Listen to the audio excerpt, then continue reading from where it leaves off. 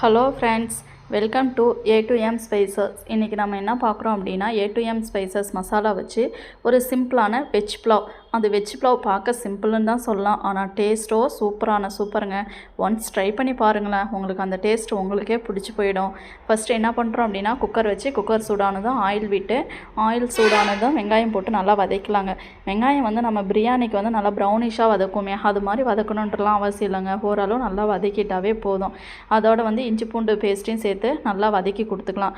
வதக்கி கொடுத்த வாட்டி நமக்கு தேவையான வெஜிடபிள்ஸு கேரட்டு, பீன்ஸு, உருளைக்கிழங்கு, காலிஃப்ளவர், பச்சை பட்டாணி வந்து நான் நைட்டே ஊற வச்சுட்டேங்க. அதனால் பச்சை பட்டாணி இதோடய சேர்த்து வதக்கலாம். நாம் வந்து ப்ரோசன் பட்டாணி யூஸ் பண்ணுறோம் அப்படின்னா வந்து லாஸ்ட்டாக கூட நம்ம ஆட் பண்ணிக்கலாம். நான் ஆல்ரெடி ஊற வச்சு நம்ம காஞ்ச பட்டாணின்றதுனால ஆல்ரெடி ஊற வச்சுருந்தேன். அந்த பட்டாணி இதோடு சேர்த்து நல்லா வதக்கி கொடுத்துக்கலாம். இப்போ தாங்க முக்கியமான இன்க்ரீடியன்ட்ஸ் சேர்க்குறோம். அது என்ன அப்படின்னா நம்மளோட பிரியாணி மசாலா தாங்க. பிரியாணி மசாலா பாருங்கள், அந்த 1/4 டீஸ்பூன் தாங்க போடுறோம். அந்த 1/4 டீஸ்பூனுக்கே ஃப்ளேவர்ஸ் செம்மையாக இருக்குங்க வெஜ் புலாவ். ஆனால் வந்து நம்ம பிரியாணிக்கு அப்படின்னா இப்போ 1 kg பிரியாணி செய்கிறோம் அப்படின்னா இதில் ஹோலாக 1 ஸ்பூன்லேருந்து 1/4 ஸ்பூன் வரையும் யூஸ் பண்ணலாம். ஆனால் வெஜ் புலாவ் அப்படின்ற போது மைல்டு டேஸ்ட்டாக தான் இருக்கணும். அதுக்காக வந்து நம்ம 1/4 டீஸ்பூன் மட்டும்தாங்க ஆட் பண்ணோம். அந்த 1/4 டீஸ்பூன் ஆட் பண்ணி நல்லா வதக்கி கொடுத்துக்கலாங்க. ஆல்ரெடி நம்ம வந்து ஒரு மிக்ஸி ஜாரில் வந்துட்டு ஒரு கைப்பிடி அளவு கொத்தமல்லி தழை, ஒரு கைப்பிடியை விட கொஞ்சம் கம்மியாக புதினா தழை, ஒரு 2-3 பச்சை மிளகாய் சேர்த்து நல்லா பேஸ்ட்டாக அரைச்சி வச்சுக்கிட்டாங்க.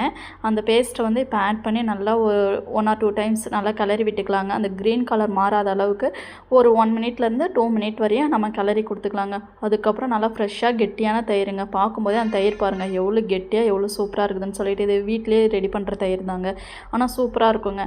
அப்போ வந்து அந்த தயிர் வந்து 2 or 3 ஸ்பூன் ஆட் பண்ணி நல்லா கிளறி கொடுத்துக்கலாங்க. கிளறி கொடுத்துட்டு நமக்கு வாட்டர் வந்து இப்போ பாஸ்மதி ரைஸ் அப்படின்றதுனால 1க்கு 1.5 அந்த நம்ம எந்த கப்பில் மெஷர் பண்ணுறோம் அப்படின்னா இப்போ 1 கப் ரைஸ் அப்படின்னா 1.5 கப்பு அளவு தண்ணி வச்சா ஈக்குவல் சரியாக இருக்குங்க. ஆல்ரெடி பாஸ்மதி ரைஸ் நம்ம வந்து 1/2 hour ஊற வச்சு வைக்கிங்கன்னாங்க. ஊற வச்சா தான் அந்த அரிசி வந்து அந்த சாப்பாடு வந்து சாஃப்டாக இருக்குது. இல்லை ஒரு 10 நிமிஷம் ஊறினா போதும், 1/4 மணி நேரம் ஊறினா போதும் அப்படின்னா அந்த ரைஸ் பார்த்திங்கன்னா அப்படியே குச்சாக தாங்க இருக்குது. குச்சான்னு அப்படின்னா அப்படியே ஹார்டாக இருக்கிற மாதிரி இருக்குது, அந்த சாஃப்ட்னஸ் இல்லைங்க. அதனால் ஒரு 1/2 hour நீங்கள் ரைஸை ஊற வச்சு எப்பயுமே ஒரு பிரியாணி செஞ்சு பாருங்கள்.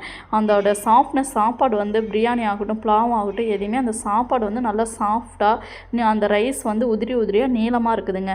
இப்போ 1 டம்ளர் அரிசிக்கு 1.5 டம்ளர் தண்ணி வந்து நான் ஆட் பண்ணி ஊற்றி நல்லா கொதிக்க விட்டுட்டேங்க. தண்ணி நல்லா கொதிக்க விட்டுட்டு அதுக்கப்புறம் அரிசி ஆட் பண்ணுங்க. அந்த தண்ணி கொதிக்கும் போதே பாருங்கள் அந்த கலர் வந்து அவ்வளோ சூப்பராக இருந்துச்சுங்க. அந்த புலாவோட கலர் அப்படின்னா இதுதாங்க, அந்த கரெக்டான டெக்ஸ்சர் வந்து இதுதாங்க.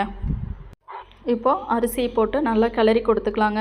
ஓரளவு தண்ணி வந்து கொஞ்சம் சுண்டுனதும் நம்ம வந்துட்டு நல்லா ஒன்ஸ் ஒரு கிளறி கொடுத்துட்டு நல்லா 1 ஸ்பூன்லேருந்து 2 ஸ்பூன் வரை மேலே வந்து நல்லா நெய் விட்டுக்கலாங்க. நல்லா நெய் விட்டால் அந்த ஃப்ளேவர் வந்து சூப்பராக இருக்குங்க. அப்புறம் மீடியம் ஃப்ளேம்லேயே வச்சு குக்கரை வந்து மூடி போட்டு விசில் விட்டுக்கலாங்க.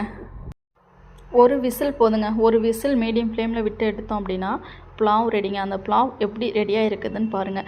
A2M ஸ்பைசஸில் எந்த ஒரு கலரோ ப்ரெசர்வேட்டிவ்ஸோ எதுவுமே ஆட் பண்ணுறது இல்லைங்க. 100% நேச்சுரல், 100% ஹோம்மேட் மசாலாங்க. நம்ம மசாலா என்னன்னா நம்ம கம்மி விலையில் குறைந்த விலையில் தாங்க, மார்க்கெட்டில் யாராலும் இந்த ரேட்டில் கொடுக்க முடியாதுங்க. அந்த அளவுக்கு நம்ம வந்து பெஸ்ட்டாக குறைந்த விலையில், அதாவது நல்ல குவாலிட்டியான தரமான மசாலா எல்லாத்துக்கும் கொடுக்கணும் அப்படின்ற நோக்கத்தோடு தாங்க நம்ம ரெடி பண்ணி கொடுத்துட்ருக்குறோம். இந்த மார்க்கெட்டில் இந்த ரேட்டில் யாராலையும் தர முடியாதுங்க. அந்த அளவுக்கு நம்ம ரேட்டு கம்மியாக தாங்க கொடுத்துட்ருக்குறோம். தேவைப்படுறவங்க ஸ்க்ரீனில் தெரிகிற வாட்ஸ்அப் நம்பருக்கு வாட்ஸ்அப் பண்ணி ஆர்டரை ப்ளேஸ் பண்ணிக்கலாங்க.